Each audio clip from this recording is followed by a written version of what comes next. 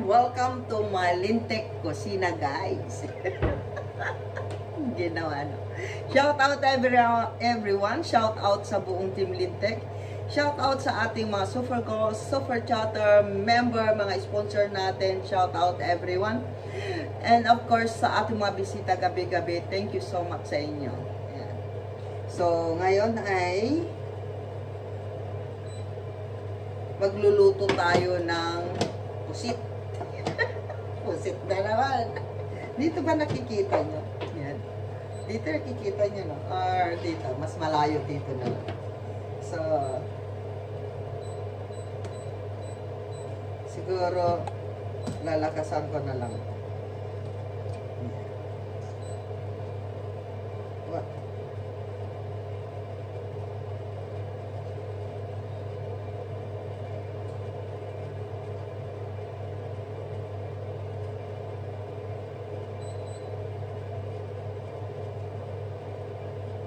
Hindi ko alam itong ano na to.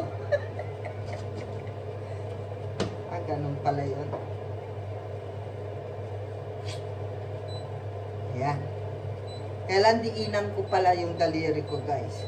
Kasi bago pa lang yung aking kalan, guys. So, medyo naninibago pa ako. So, meron din akong bagong oven. Pero parating pa lang. Sana all. So, anong lulutuin natin, guys? Sa ngayon, hindi ko alam. May tawag tayo ng L'Oreal dito. So, ang ating lulutuin ngayon ay nilasing na adobong pusit. Ayun, guys. Ang ating lulutuin ngayon ay nilasing na adobong pusit. Siyempre, ang ating ricado ay meron tayo ditong garlic at saka onion. Yan. So, yan guys. So wait lang natin na medyo mainit yung kawali natin. Yan, medyo nakikita nyo pa ba? Yan. Yan. Yan. Para kitang-kita talaga. Kasi gusto ko nakikita nyo rin ako eh. So, ayan guys. Nilasing na pusit. Ay, adobong pusit. So, meron ako dito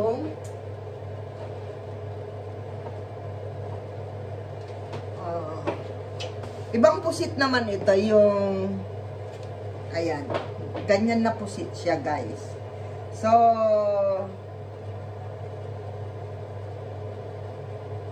yung ganito siya.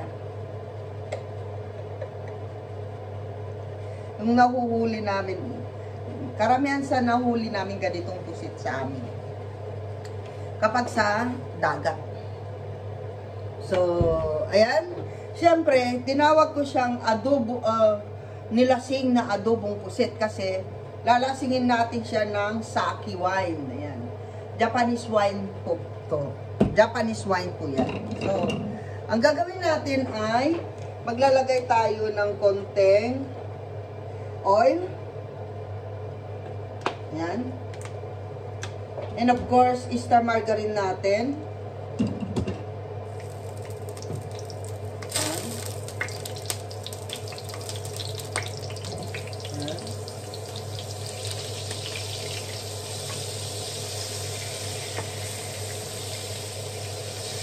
Dami, no? Kasi marami ako star margarine, guys.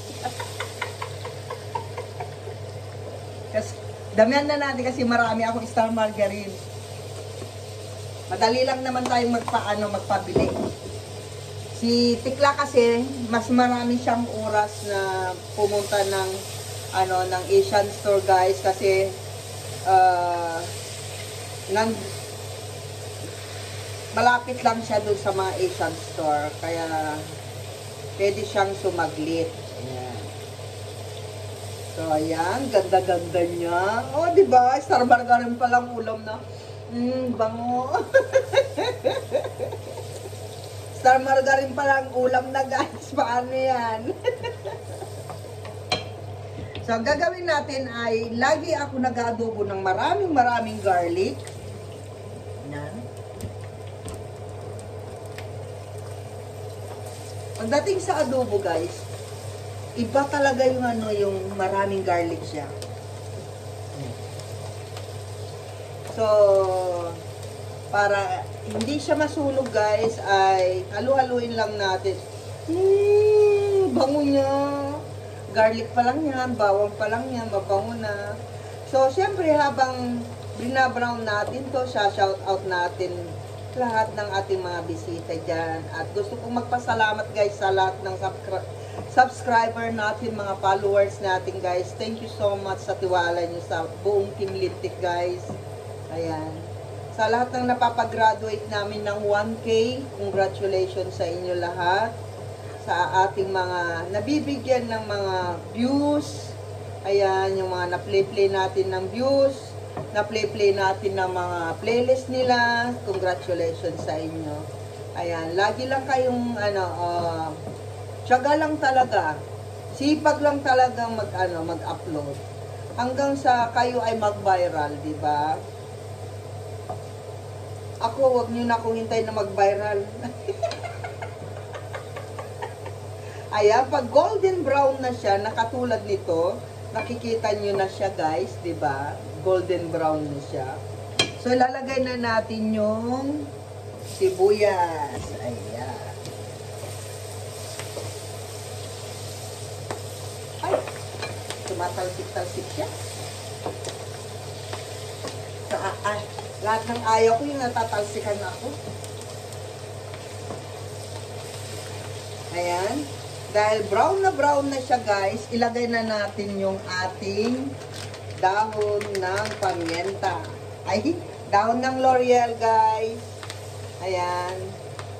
At dahil lalagyan na natin siya ng alak.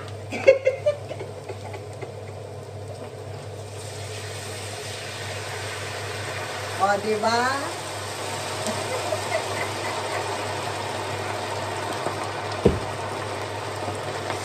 Ayan. O, diba? Saka natin ilagay ngayon yung ating pusit. Siyempre, unahin natin yung alak para ang bango niya. Guys, try nyo kaya to. Ang bango. Grabe. Oh. Wow. Kung wala kayong star margarine, pero I'm sure naman marami sa Philippine star margarine, guys. Kung gusto nyo rin ng butter, o di butter, pero kung wala kayong butter o star margarine, mantika, guys. Huwag nyong pilitin yung wala. Kung saan kayo masaya, yun ang gawin nyo. Sa pagluluto kasi, kung saan kayo masaya, yun ang sekreto, guys. Ayan. Siyempre, lalagyan na natin yan ng liapirin. Pag nag-adobo ako lagi, sa isda, kahit ano, sa chicken, sa pork, I always using liapirin, guys. Ang tawag nila dito ay Worcestershire. Schwarzenegger. Ayan. So, lalong bumango. Ang bango niya, guys. Grabe. O, diba? Lagyan na natin yan ng pampalasa. Lagyan natin ng konting, lagi ako naglalagay niyan.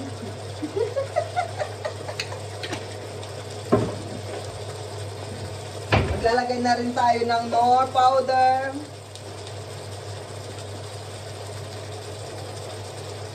Ayan.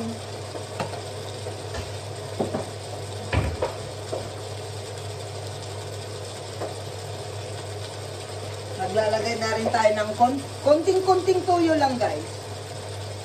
Soya sauce. Kunti lang. Yan. Gusto nyo pa rin maglagay ng sana yung patis. Gusto nyo pa rin maglagay ng oyster sauce, maglagay din kayo. Optional lang itong mga ito, guys. Optional lang yan. Okay? Kung ayaw nyo naman, okay lang.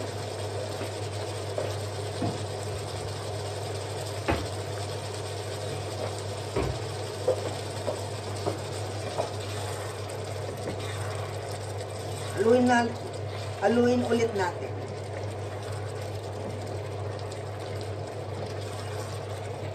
Then, tikman natin kung tama na yung yung alat.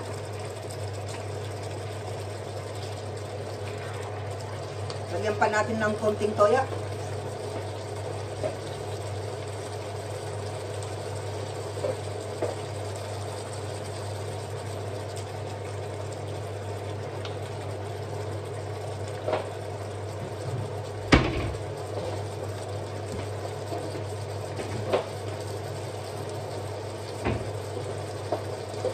Maglagay tayo ng pamienta.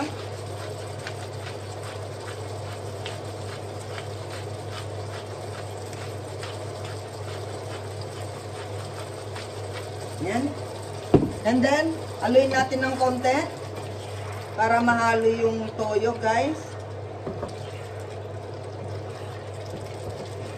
Huwag kayong magsasabaw, guys, ng ng pusit kasi may tubig yung pusit eh. Yan. Tikman natin. Very good. Siyempre, ang sukang pinakurat, lagyan na natin. Ang sabi nila, huwag nyo daw haluin pagka naglagay kayo ng suka, sabi ng mga matatanda. So, susunod tayo mga bata sa mga alituntunin ng mga matatanda sa kusina.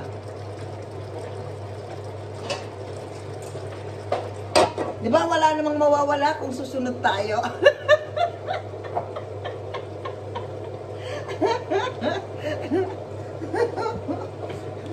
Wala namang mawawala naman talaga kung susunod tayo. Pero sa totoo lang, totoo po yun. Huwag po tayong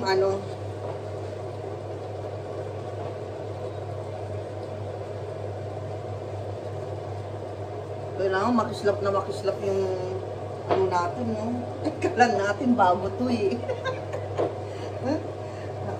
Ayan guys, kung nagustuhan nyo, easy cooking, nilasing na adobong pusit, easy. Ganun lang kasimple guys. At pag naglagay ka ng star margarine, iba yung lasa talaga ng adobo natin guys. Grabe, masarap. Pag gusto nyo rin maglagay dyan ng green na sili, okay lang din. Wala na kasi akong green na sili. Yan.